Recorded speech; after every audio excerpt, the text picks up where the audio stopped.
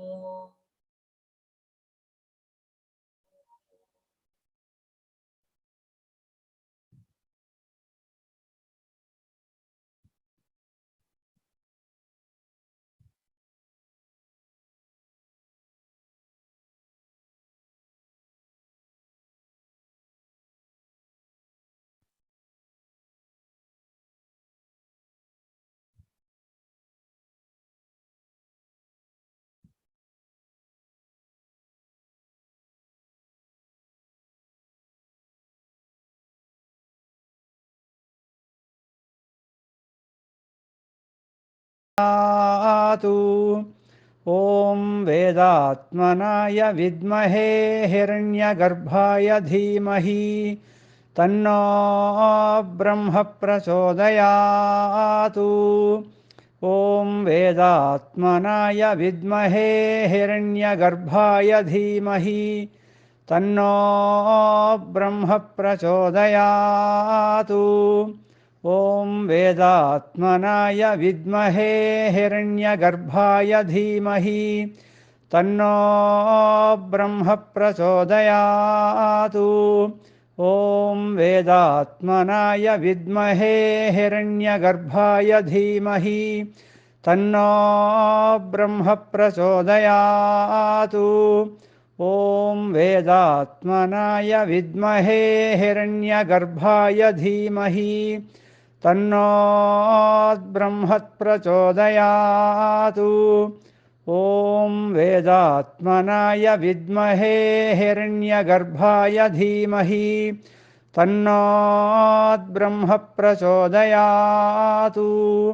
ॐ वेदात्मनाय विद्महे हिरण्यगर्भाय धीमहि तन्नो ब्रह्म प्रचोदयात्।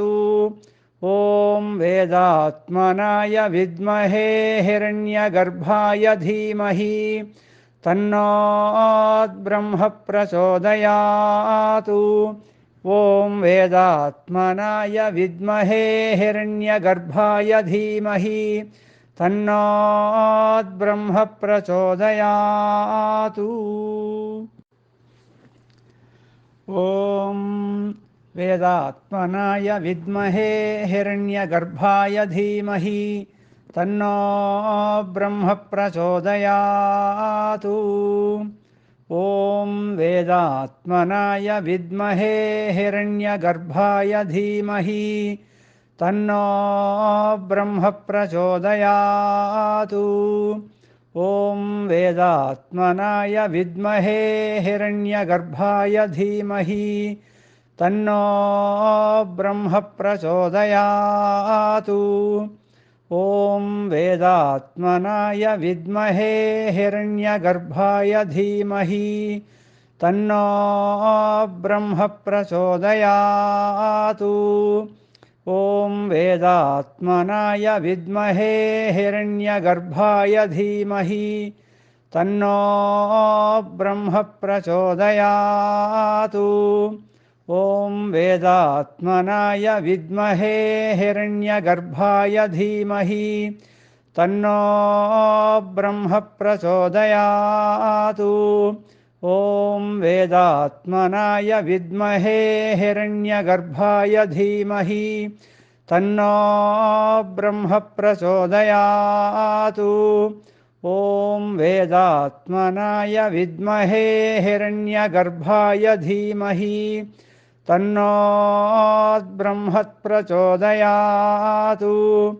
ॐ वेदात्मनाय विद्महे हिरण्यगर्भाय धीमहि तन्नो ब्रह्म प्रचोदयात्। ॐ वेदात्मनाय विद्महे हिरण्यगर्भाय धीमहि तन्नो ब्रह्म प्रचोदयात्।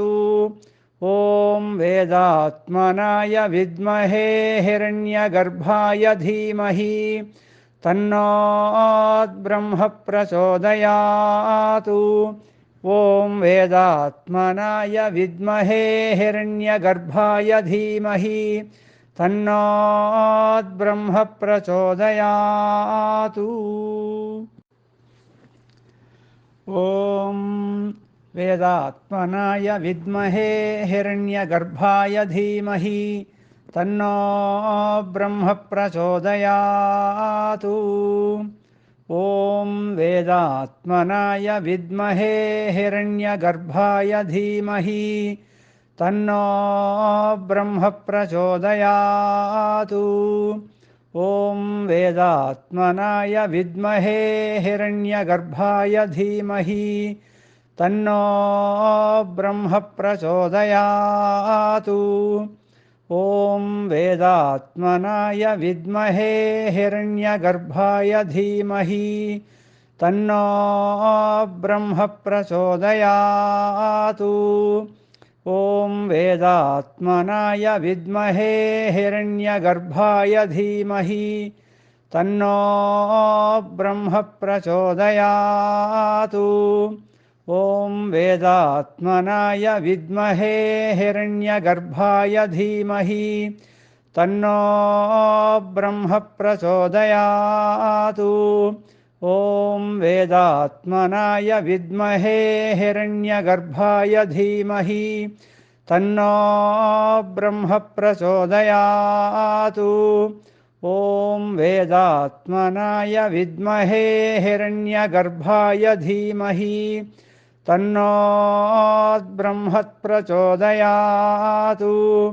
ॐ वेदात्मनाय विद्महे हिरण्यगर्भाय धीमहि तन्नो ब्रह्मः प्रचोदयात्। ॐ वेदात्मनाय विद्महे हिरण्यगर्भाय धीमहि तन्नो ब्रह्मः प्रचोदयात्। ॐ वेदात्मनाय विद्महे हिरण्यगर्भाय धीमहि तन्नो ब्रह्मः प्रचोदयात्। ॐ वेदात्मनाय विद्महे हिरण्यगर्भाय धीमहि तन्नो ब्रह्मः प्रचोदयात्।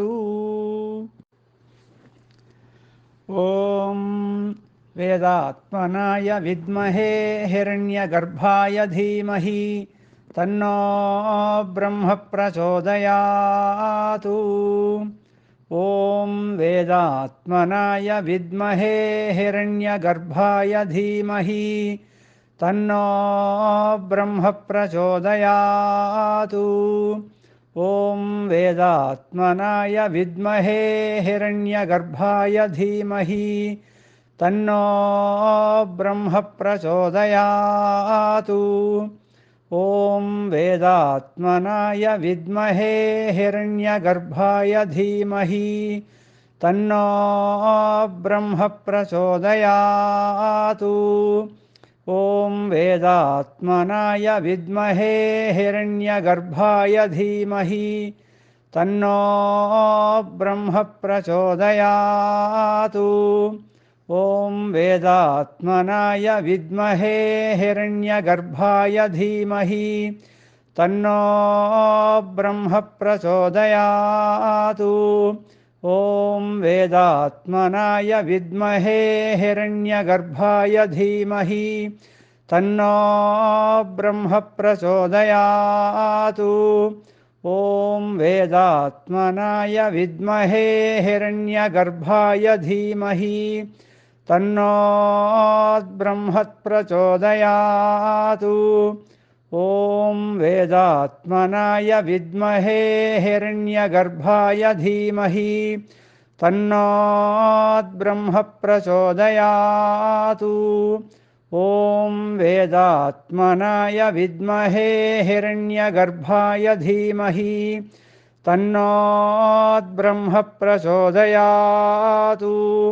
ॐ वेदात्मनाय विद्महे हिरण्यगर्भाय धीमहि तन्नो ब्रह्मः प्रचोदयात्। ॐ वेदात्मनाय विद्महे हिरण्यगर्भाय धीमहि तन्नो ब्रह्मः प्रचोदयात्। ॐ वेदात्मनाय विद्महे हिरण्यगर्भाय धीमहि तन्नो ब्रह्मः प्रचोदयात्। ॐ वेदात्मनाय विद्महे हिरण्यगर्भाय धीमहि तन्नो ब्रह्मः प्रचोदयात्। ॐ वेदात्मनाय विद्महे हिरण्यगर्भाय धीमहि तन्नो ब्रह्मः प्रचोदयात्। ॐ वेदात्मनाय विद्महे हिरण्यगर्भाय धीमहि तन्नो ब्रह्मः प्रचोदयात्। ॐ वेदात्मनाय विद्महे हिरण्यगर्भाय धीमहि तन्नो ब्रह्मः प्रचोदयात्। ॐ वेदात्मनाय विद्महे हिरण्यगर्भाय धीमहि तन्नो ब्रह्मः प्रचोदयात्। ॐ वेदात्मनाय विद्महे हिरण्यगर्भाय धीमहि तन्नो ब्रह्मः प्रचोदयात्। ॐ वेदात्मनाय विद्महे हिरण्यगर्भाय धीमहि तन्नो ब्रह्मप्रचोदयातु। ॐ वेदात्मनाय विद्महे हिरण्यगर्भाय धीमहि तन्नो ब्रह्म प्रचोदयातु। ॐ वेदात्मनाय विद्महे हिरण्यगर्भाय धीमहि तन्नो ब्रह्म प्रचोदयातु। ॐ वेदात्मनाय विद्महे हिरण्यगर्भाय धीमहि तन्नो ब्रह्म प्रचोदयातु। ॐ वेदात्मनाय विद्महे हिरण्यगर्भाय धीमहि तन्नो ब्रह्म प्रचोदयातु। ॐ वेदात्मनाय विद्महे हिरण्यगर्भाय धीमहि तन्नो ब्रह्म प्रचोदयातु। ॐ वेदात्मनाय विद्महे हिरण्यगर्भाय धीमहि तन्नो ब्रह्म प्रचोदयातु। ॐ वेदात्मनाय विद्महे हिरण्यगर्भाय धीमहि तन्नो ब्रह्म प्रचोदयातु। ॐ वेदात्मनाय विद्महे हिरण्यगर्भाय धीमहि तन्नो ब्रह्म प्रचोदयातु। ॐ वेदात्मनाय विद्महे हिरण्यगर्भाय धीमहि तन्नो ब्रह्म प्रचोदयातु। ॐ वेदात्मनाय विद्महे हिरण्यगर्भाय धीमहि तन्नो ब्रह्म प्रचोदयातु। ॐ वेदात्मनाय विद्महे हिरण्यगर्भाय धीमहि तन्नो ब्रह्म प्रचोदयातु। ॐ वेदात्मनाय विद्महे हिरण्यगर्भाय धीमहि तन्नो ब्रह्म प्रचोदयातु। ॐ वेदात्मनाय विद्महे हिरण्यगर्भाय धीमहि तन्नो ब्रह्म प्रचोदयातु। ॐ वेदात्मनाय विद्महे हिरण्यगर्भाय धीमहि तन्नो ब्रह्म प्रचोदयातु। ॐ वेदात्मनाय विद्महे हिरण्यगर्भाय धीमहि तन्नो ब्रह्म प्रचोदयातु। ॐ वेदात्मनाय विद्महे हिरण्यगर्भाय धीमहि तन्नो ब्रह्म प्रचोदयातु। ॐ वेदात्मनाय विद्महे हिरण्यगर्भाय धीमहि तन्नो ब्रह्म प्रचोदयातु। ॐ वेदात्मनाय विद्महे हिरण्यगर्भाय धीमहि तन्नो ब्रह्म प्रचोदयातु। ॐ वेदात्मनाय विद्महे हिरण्यगर्भाय धीमहि तन्नो ब्रह्म प्रचोदयातु। ॐ वेदात्मनाय विद्महे हिरण्यगर्भाय धीमहि तन्नो ब्रह्म प्रचोदयातु। ॐ वेदात्मनाय विद्महे हिरण्यगर्भाय धीमहि तन्नो ब्रह्म प्रचोदयातु। ॐ वेदात्मनाय विद्महे हिरण्यगर्भाय धीमहि तन्नो ब्रह्म प्रचोदयातु। ॐ वेदात्मनाय विद्महे हिरण्यगर्भाय धीमहि तन्नो ब्रह्म प्रचोदयातु। ॐ वेदात्मनाय विद्महे हिरण्यगर्भाय धीमहि तन्नो ब्रह्म प्रचोदयातु।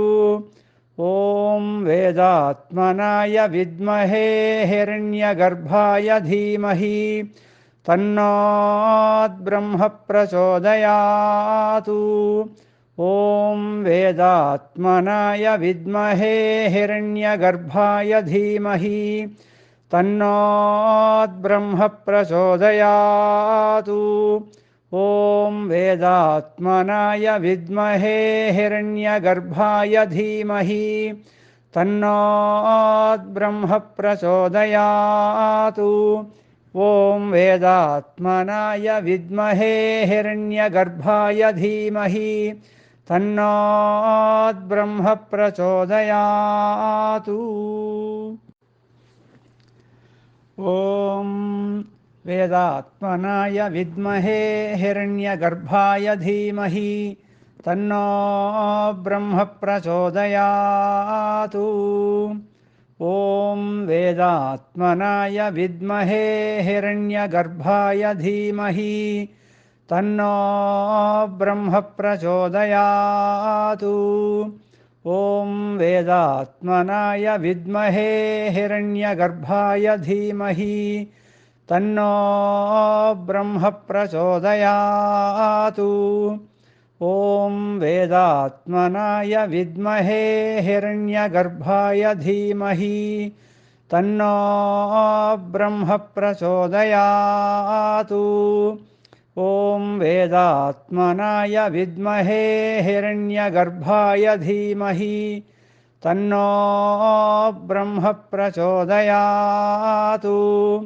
ॐ वेदात्मनाय विद्महे हिरण्यगर्भाय धीमहि तन्नो ब्रह्म प्रचोदयात्।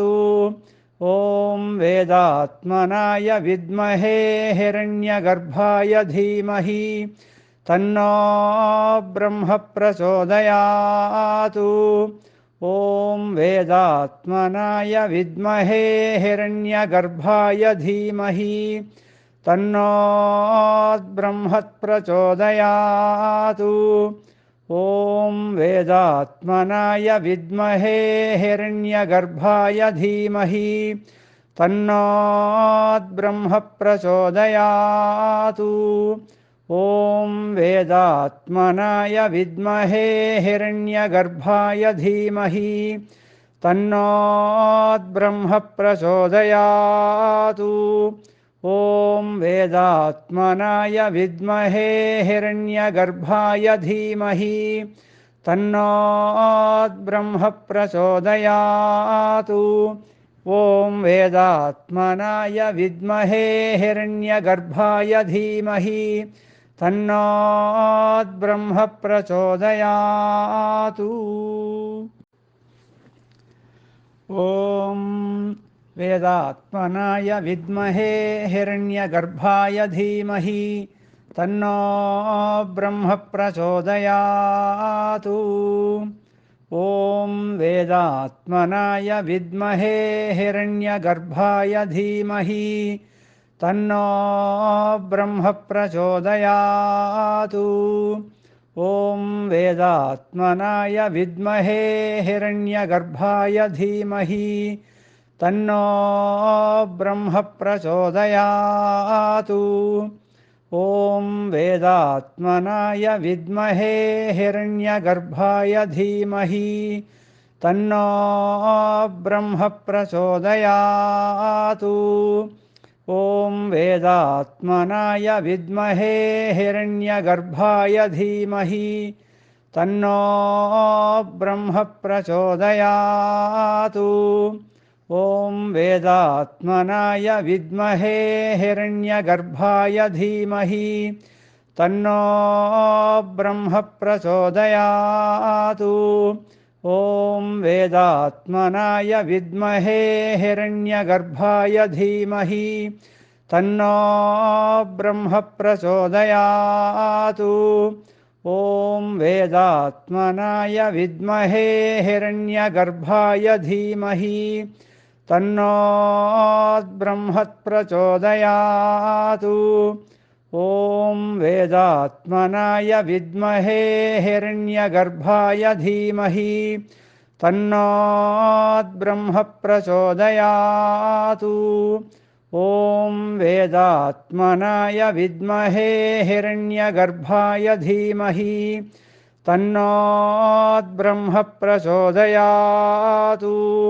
ॐ वेदात्मनाय विद्महे हिरण्यगर्भाय धीमहि तन्नोऽब्रह्म प्रचोदयात्। ॐ वेदात्मनाय विद्महे हिरण्यगर्भाय धीमहि तन्नोऽब्रह्म प्रचोदयात्। ॐ वेदात्मनाय विद्महे हिरण्यगर्भाय धीमहि तन्नो ब्रह्म प्रचोदयात्। ॐ वेदात्मनाय विद्महे हिरण्यगर्भाय धीमहि तन्नो ब्रह्म प्रचोदयात्। ॐ वेदात्मनाय विद्महे हिरण्यगर्भाय धीमहि तन्नो ब्रह्म प्रचोदयात्। ॐ वेदात्मनाय विद्महे हिरण्यगर्भाय धीमहि तन्नो ब्रह्म प्रचोदयात्।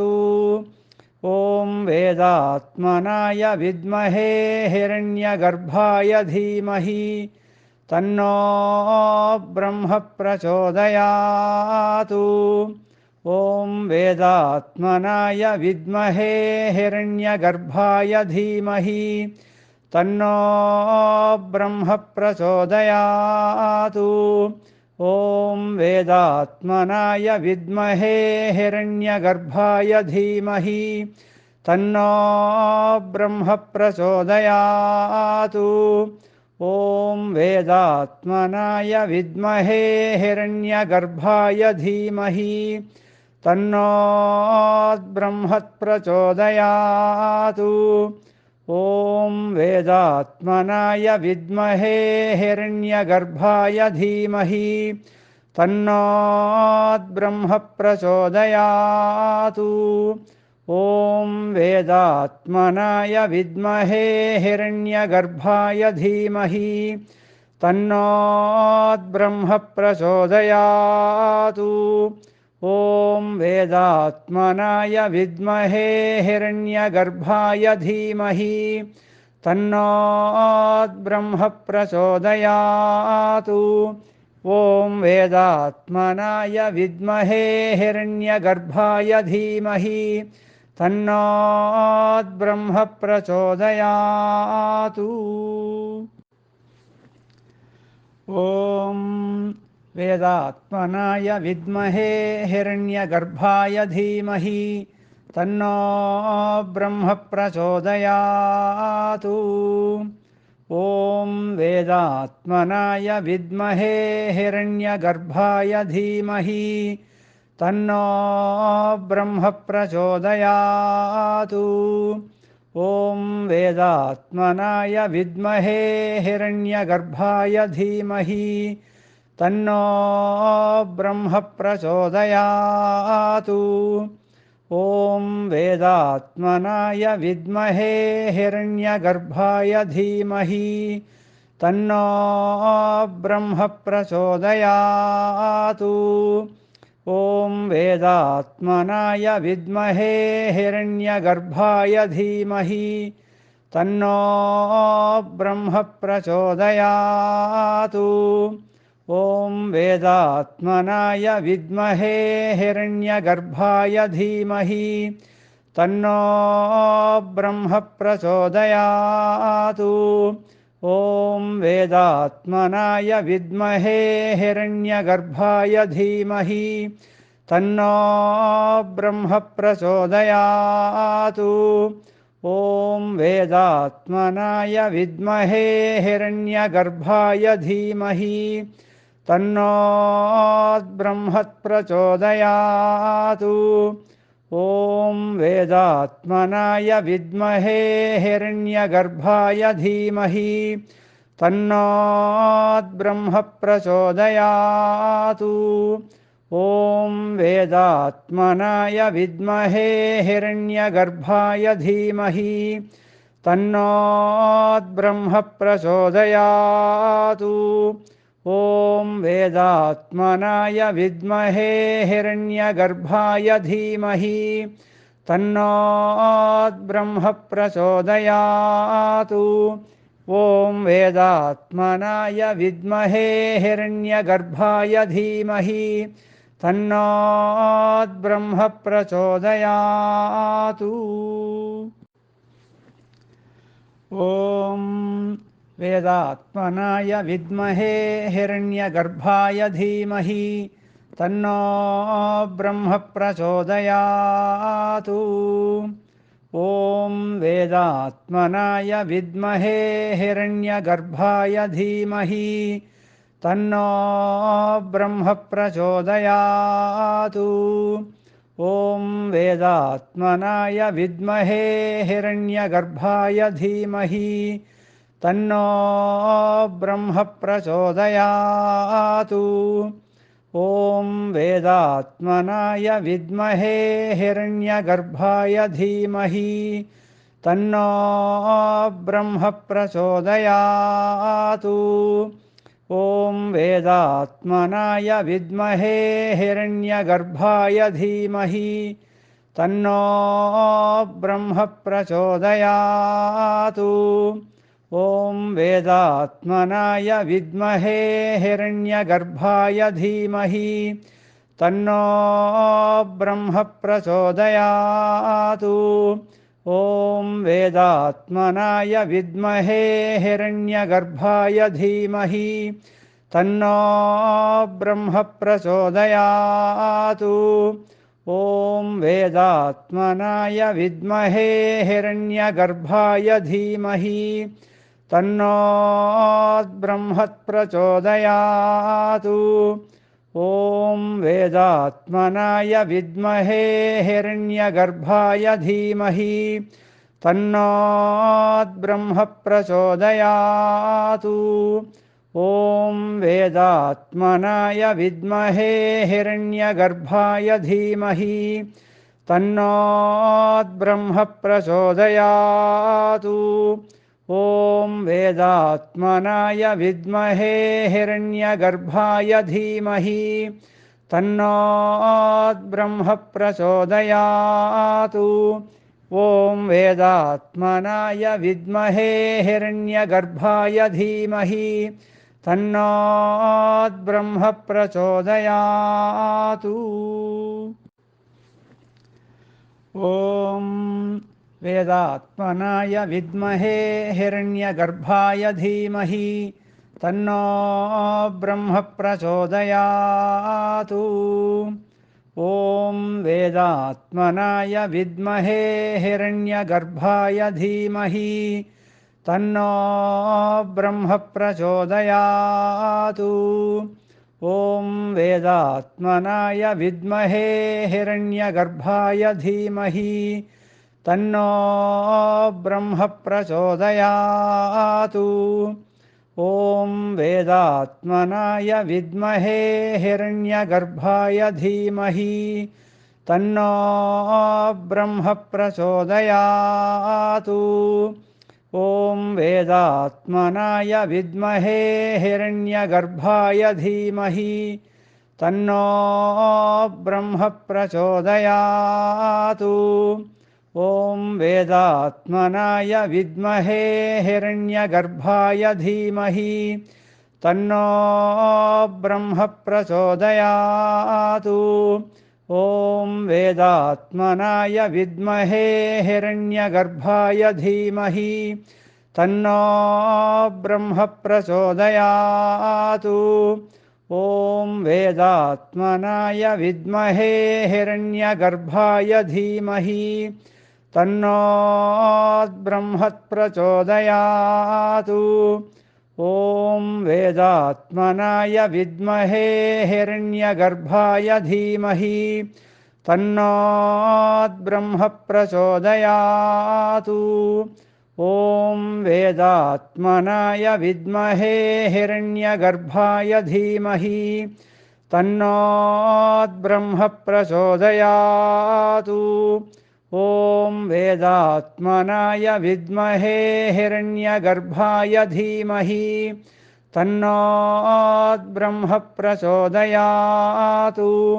ॐ वेदात्मनाय विद्महे हिरण्यगर्भाय धीमहि तन्नोद्ब्रह्म प्रचोदयातु। ॐ वेदात्मनाय विद्महे हिरण्यगर्भाय धीमहि तन्नो ब्रह्म प्रचोदयातु। ॐ वेदात्मनाय विद्महे हिरण्यगर्भाय धीमहि तन्नो ब्रह्म प्रचोदयातु। ॐ वेदात्मनाय विद्महे हिरण्यगर्भाय धीमहि तन्नो ब्रह्म प्रचोदयातु। ॐ वेदात्मनाय विद्महे हिरण्यगर्भाय धीमहि तन्नो ब्रह्म प्रचोदयातु। ॐ वेदात्मनाय विद्महे हिरण्यगर्भाय धीमहि तन्नो ब्रह्म प्रचोदयातु। ॐ वेदात्मनाय विद्महे हिरण्यगर्भाय धीमहि तन्नो ब्रह्म प्रचोदयातु। ॐ वेदात्मनाय विद्महे हिरण्यगर्भाय धीमहि तन्नो ब्रह्म प्रचोदयातु। ॐ वेदात्मनाय विद्महे हिरण्यगर्भाय धीमहि तन्नो ब्रह्म प्रचोदयातु। ॐ वेदात्मनाय विद्महे हिरण्यगर्भाय धीमहि तन्नो ब्रह्म प्रचोदयातु। ॐ वेदात्मनाय विद्महे हिरण्यगर्भाय धीमहि तन्नो ब्रह्म प्रचोदयातु। ॐ वेदात्मनाय विद्महे हिरण्यगर्भाय धीमहि तन्नो ब्रह्म प्रचोदयातु। ॐ वेदात्मनाय विद्महे हिरण्यगर्भाय धीमहि तन्नो ब्रह्म प्रचोदयातु। ॐ वेदात्मनाय विद्महे हिरण्यगर्भाय धीमहि तन्नो ब्रह्म प्रचोदयातु। ॐ वेदात्मनाय विद्महे हिरण्यगर्भाय धीमहि तन्नो ब्रह्म प्रचोदयातु। ॐ वेदात्मनाय विद्महे हिरण्यगर्भाय धीमहि तन्नो ब्रह्म प्रचोदयातु। ॐ वेदात्मनाय विद्महे हिरण्यगर्भाय धीमहि तन्नो ब्रह्म प्रचोदयातु। ॐ वेदात्मनाय विद्महे हिरण्यगर्भाय धीमहि तन्नो ब्रह्म प्रचोदयातु। ॐ वेदात्मनाय विद्महे हिरण्यगर्भाय धीमहि तन्नो ब्रह्म प्रचोदयातु। ॐ वेदात्मनाय विद्महे हिरण्यगर्भाय धीमहि तन्नो ब्रह्म प्रचोदयातु। ॐ वेदात्मनाय विद्महे हिरण्यगर्भाय धीमहि तन्नो ब्रह्म प्रचोदयातु। ॐ वेदात्मनाय विद्महे हिरण्यगर्भाय धीमहि तन्नो ब्रह्म प्रचोदयातु। ॐ वेदात्मनाय विद्महे हिरण्यगर्भाय धीमहि तन्नो ब्रह्म प्रचोदयातु। ॐ वेदात्मनाय विद्महे हिरण्यगर्भाय धीमहि तन्नो ब्रह्म प्रचोदयात्। ॐ वेदात्मनाय विद्महे हिरण्यगर्भाय धीमहि तन्नो ब्रह्म प्रचोदयात्। ॐ वेदात्मनाय विद्महे हिरण्यगर्भाय धीमहि तन्नो ब्रह्म प्रचोदयात्। ॐ वेदात्मनाय विद्महे हिरण्यगर्भाय धीमहि तन्नो ब्रह्म प्रचोदयात्। ॐ वेदात्मनाय विद्महे हिरण्यगर्भाय धीमहि तन्नो ब्रह्म प्रचोदयात्। ॐ वेदात्मनाय विद्महे हिरण्यगर्भाय धीमहि तन्नो ब्रह्म प्रचोदयात्। ॐ वेदात्मनाय विद्महे हिरण्यगर्भाय धीमहि तन्नो ब्रह्म प्रचोदयात्। ॐ वेदात्मनाय विद्महे हिरण्यगर्भाय धीमहि तन्नो ब्रह्म प्रचोदयात्। ॐ वेदात्मनाय विद्महे हिरण्यगर्भाय धीमहि तन्नो ब्रह्म प्रचोदयात्। ॐ वेदात्मनाय विद्महे हिरण्यगर्भाय धीमहि तन्नो ब्रह्म प्रचोदयात्। ॐ वेदात्मनाय विद्महे हिरण्यगर्भाय धीमहि तन्नो ब्रह्म प्रचोदयात्। ॐ वेदात्मनाय विद्महे हिरण्यगर्भाय धीमहि तन्नो ब्रह्म प्रचोदयात्। ॐ वेदात्मनाय विद्महे हिरण्यगर्भाय धीमहि तन्नो ब्रह्म प्रचोदयात्। ॐ वेदात्मनाय विद्महे हिरण्यगर्भाय धीमहि तन्नो ब्रह्म प्रचोदयात्। ॐ वेदात्मनाय विद्महे हिरण्यगर्भाय धीमहि तन्नो ब्रह्म प्रचोदयात्। ॐ वेदात्मनाय विद्महे हिरण्यगर्भाय धीमहि तन्नो ब्रह्म प्रचोदयात्। ॐ वेदात्मनाय विद्महे हिरण्यगर्भाय धीमहि तन्नो ब्रह्म प्रचोदयात्। ॐ वेदात्मनाय विद्महे हिरण्यगर्भाय धीमहि तन्नो ब्रह्म प्रचोदयात्। ॐ वेदात्मनाय विद्महे हिरण्यगर्भाय धीमहि तन्नो ब्रह्म प्रचोदयात्। ॐ वेदात्मनाय विद्महे हिरण्यगर्भाय धीमहि तन्नो ब्रह्म प्रचोदयात्।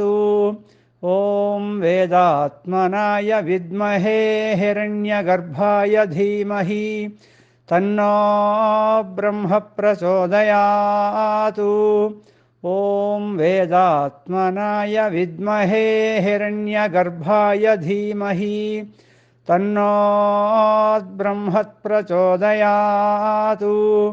ॐ वेदात्मनाय विद्महे हिरण्यगर्भाय धीमहि तन्नो ब्रह्म प्रचोदयात्। ॐ वेदात्मनाय विद्महे हिरण्यगर्भाय धीमहि तन्नो ब्रह्म प्रचोदयात्। ॐ वेदात्मनाय विद्महे हिरण्यगर्भाय धीमहि तन्नो ब्रह्म प्रचोदयात्। ॐ वेदात्मनाय विद्महे हिरण्यगर्भाय धीमहि तन्नो ब्रह्म प्रचोदयात्। ॐ वेदात्मनाय विद्महे हिरण्यगर्भाय धीमहि तन्नो ब्रह्म प्रचोदयात्। ॐ वेदात्मनाय विद्महे हिरण्यगर्भाय धीमहि तन्नो ब्रह्म प्रचोदयात्। ॐ वेदात्मनाय विद्महे हिरण्यगर्भाय धीमहि तन्नो ब्रह्म प्रचोदयात्। ॐ वेदात्मनाय विद्महे हिरण्यगर्भाय धीमहि तन्नो ब्रह्म प्रचोदयात्। ॐ वेदात्मनाय विद्महे हिरण्यगर्भाय धीमहि तन्नो ब्रह्म प्रचोदयात्। ॐ वेदात्मनाय विद्महे हिरण्यगर्भाय धीमहि तन्नो ब्रह्म प्रचोदयात्। ॐ वेदात्मनाय विद्महे हिरण्यगर्भाय धीमहि तन्नो ब्रह्म प्रचोदयात्। ॐ वेदात्मनाय विद्महे हिरण्यगर्भाय धीमहि तन्नो ब्रह्म प्रचोदयात्। ॐ वेदात्मनाय विद्महे हिरण्यगर्भाय धीमहि तन्नो ब्रह्म प्रचोदयात्। ॐ वेदात्मनाय विद्महे हिरण्यगर्भाय धीमहि तन्नो ब्रह्म प्रचोदयात्। ॐ वेदात्मनाय विद्महे हिरण्यगर्भाय धीमहि तन्नो ब्रह्म प्रचोदयात्। ॐ वेदात्मनाय विद्महे हिरण्यगर्भाय धीमहि तन्नो ब्रह्म प्रचोदयात्। ॐ वेदात्मनाय विद्महे हिरण्यगर्भाय धीमहि तन्नो ब्रह्म प्रचोदयात्। ॐ वेदात्मनाय विद्महे हिरण्यगर्भाय धीमहि तन्नो ब्रह्म प्रचोदयात्। ॐ वेदात्मनाय विद्महे हिरण्यगर्भाय धीमहि तन्नो ब्रह्म प्रचोदयात्। ॐ वेदात्मनाय विद्महे हिरण्यगर्भाय धीमहि तन्नो ब्रह्म प्रचोदयात्। ॐ वेदात्मनाय विद्महे हिरण्यगर्भाय धीमहि तन्नो ब्रह्म प्रचोदयात्। ॐ वेदात्मनाय विद्महे हिरण्यगर्भाय धीमहि तन्नो ब्रह्म प्रचोदयात्। ॐ वेदात्मनाय विद्महे हिरण्यगर्भाय धीमहि तन्नो ब्रह्म प्रचोदयात्। ॐ वेदात्मनाय विद्महे हिरण्यगर्भाय धीमहि तन्नो ब्रह्म प्रचोदयात्। ॐ वेदात्मनाय विद्महे हिरण्यगर्भाय धीमहि तन्नो ब्रह्म प्रचोदयात्। ॐ वेदात्मनाय विद्महे हिरण्यगर्भाय धीमहि तन्नो ब्रह्म प्रचोदयात्। ॐ वेदात्मनाय विद्महे हिरण्यगर्भाय धीमहि तन्नो ब्रह्म प्रचोदयात्। ॐ वेदात्मनाय विद्महे हिरण्यगर्भाय धीमहि तन्नो ब्रह्म प्रचोदयात्। ॐ वेदात्मनाय विद्महे हिरण्यगर्भाय धीमहि तन्नो ब्रह्म प्रचोदयात्। ॐ वेदात्मनाय विद्महे हिरण्यगर्भाय धीमहि तन्नो ब्रह्म प्रचोदयात्। ॐ वेदात्मनाय विद्महे हिरण्यगर्भाय धीमहि तन्नो ब्रह्म प्रचोदयात्। ॐ वेदात्मनाय विद्महे हिरण्यगर्भाय धीमहि तन्नो ब्रह्म प्रचोदयात्। ॐ वेदात्मनाय विद्महे हिरण्यगर्भाय धीमहि तन्नो ब्रह्म प्रचोदयात्। ॐ वेदात्मनाय विद्महे हिरण्यगर्भाय धीमहि तन्नो ब्रह्म प्रचोदयात्। ॐ वेदात्मनाय विद्महे हिरण्यगर्भाय धीमहि तन्नो ब्रह्म प्रचोदयात्। ॐ वेदात्मनाय विद्महे हिरण्यगर्भाय धीमहि तन्नो ब्रह्म प्रचोदयात्। ॐ वेदात्मनाय विद्महे हिरण्यगर्भाय धीमहि तन्नो ब्रह्म प्रचोदयात्। ॐ वेदात्मनाय विद्महे हिरण्यगर्भाय धीमहि तन्नो ब्रह्म प्रचोदयात्। ॐ वेदात्मनाय विद्महे हिरण्यगर्भाय धीमहि तन्नो ब्रह्म प्रचोदयात्। ॐ वेदात्मनाय विद्महे हिरण्यगर्भाय धीमहि तन्नो ब्रह्म प्रचोदयात्। ॐ वेदात्मनाय विद्महे हिरण्यगर्भाय धीमहि तन्नो ब्रह्म प्रचोदयात्। ॐ वेदात्मनाय विद्महे हिरण्यगर्भाय धीमहि तन्नो ब्रह्म प्रचोदयात्। ॐ वेदात्मनाय विद्महे हिरण्यगर्भाय धीमहि तन्नो ब्रह्म प्रचोदयात्। ॐ वेदात्मनाय विद्महे हिरण्यगर्भाय धीमहि तन्नो ब्रह्म प्रचोदयात्। ॐ वेदात्मनाय विद्महे हिरण्यगर्भाय धीमहि तन्नो ब्रह्म प्रचोदयात्। ॐ वेदात्मनाय विद्महे हिरण्यगर्भाय धीमहि तन्नो ब्रह्म प्रचोदयात्। ॐ वेदात्मनाय विद्महे हिरण्यगर्भाय धीमहि तन्नो ब्रह्म प्रचोदयात्। ॐ वेदात्मनाय विद्महे हिरण्यगर्भाय धीमहि तन्नो ब्रह्म प्रचोदयात्।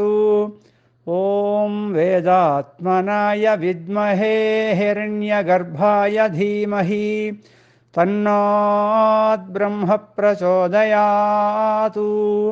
ॐ वेदात्मनाय विद्महे हिरण्यगर्भाय धीमहि तन्नो ब्रह्म प्रचोदयात्। ॐ वेदात्मनाय विद्महे हिरण्यगर्भाय धीमहि तन्नो ब्रह्म प्रचोदयात्। ॐ वेदात्मनाय विद्महे हिरण्यगर्भाय धीमहि तन्नोद्ब्रह्म प्रचोदयातु। ॐ वेदात्मनाय विद्महे हिरण्यगर्भाय धीमहि तन्नो ब्रह्म प्रचोदयातु। ॐ वेदात्मनाय विद्महे हिरण्यगर्भाय धीमहि तन्नो ब्रह्म प्रचोदयातु।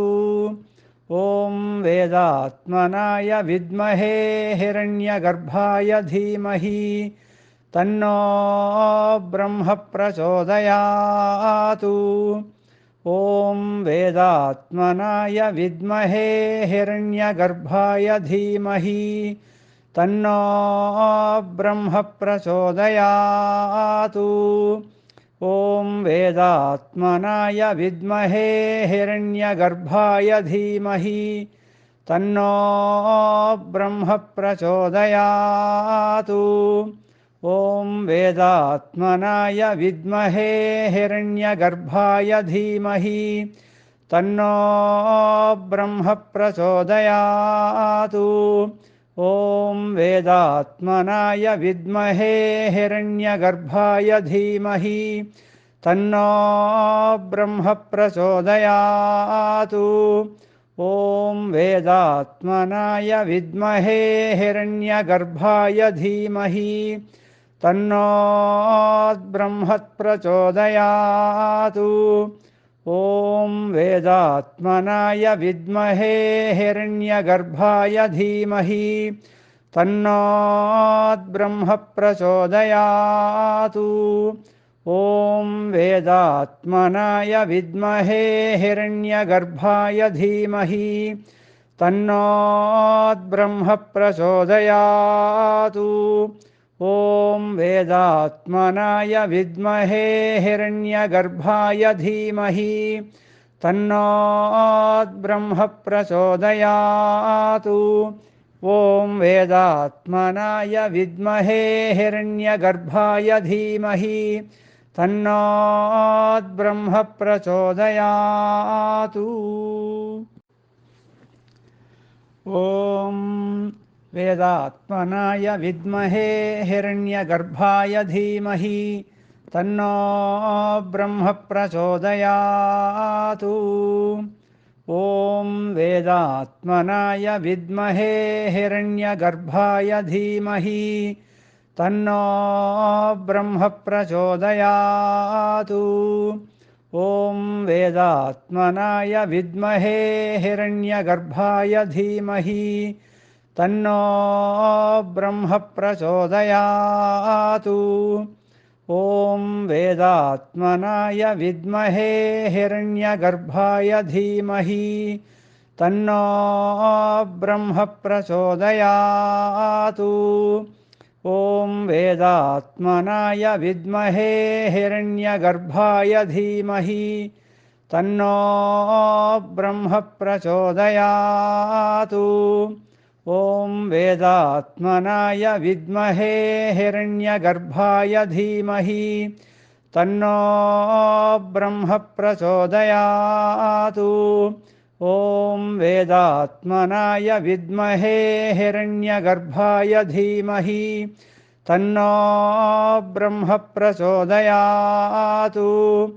ॐ वेदात्मनाय विद्महे हिरण्यगर्भाय धीमहि तन्नो ब्रह्म प्रचोदयातु।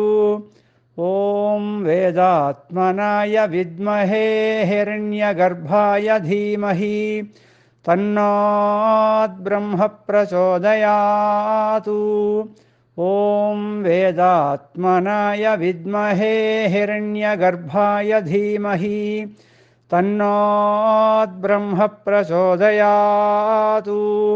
ॐ वेदात्मनाय विद्महे हिरण्यगर्भाय धीमहि तन्नो ब्रह्म प्रचोदयातु।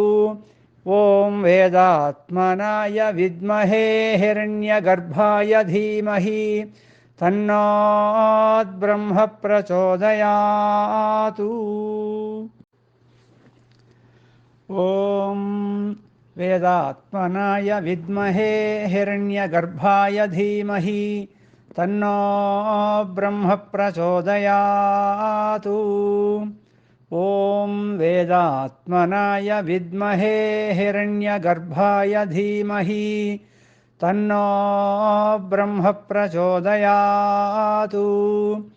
ॐ वेदात्मनाय विद्महे हिरण्यगर्भाय धीमहि तन्नो ब्रह्म प्रचोदयात्। ॐ वेदात्मनाय विद्महे हिरण्यगर्भाय धीमहि तन्नो ब्रह्म प्रचोदयात्।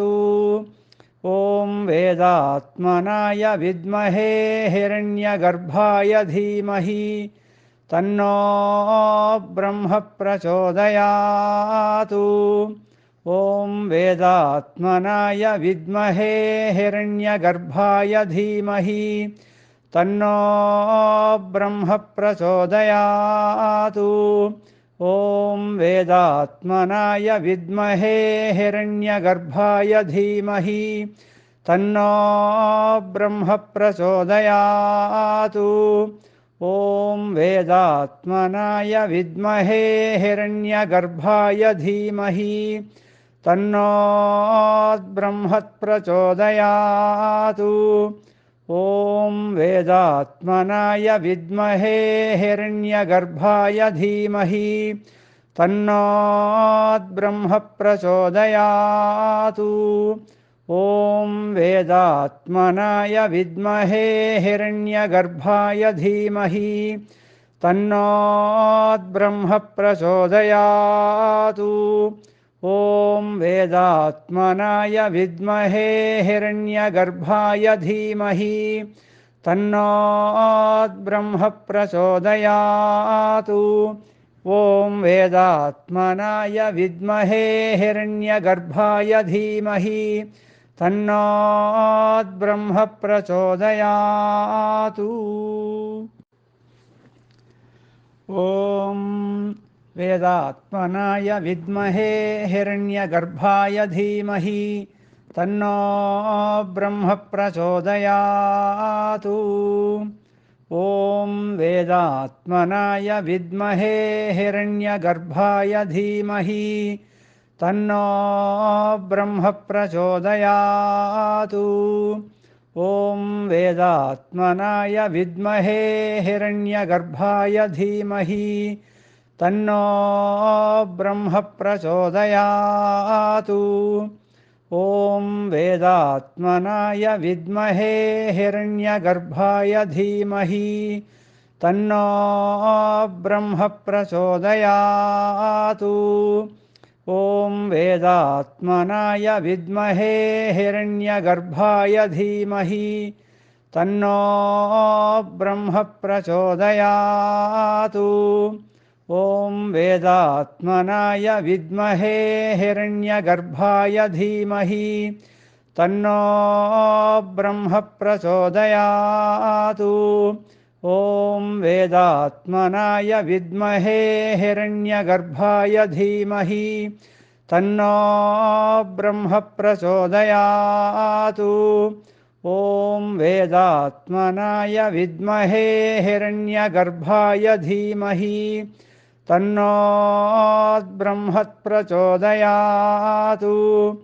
ॐ वेदात्मनाय विद्महे हिरण्यगर्भाय धीमहि तन्नो ब्रह्म प्रचोदयात्। ॐ वेदात्मनाय विद्महे हिरण्यगर्भाय धीमहि तन्नो ब्रह्म प्रचोदयात्। ॐ वेदात्मनाय विद्महे हिरण्यगर्भाय धीमहि तन्नो ब्रह्म प्रचोदयात्। ॐ वेदात्मनाय विद्महे हिरण्यगर्भाय धीमहि तन्नो ब्रह्म प्रचोदयात्।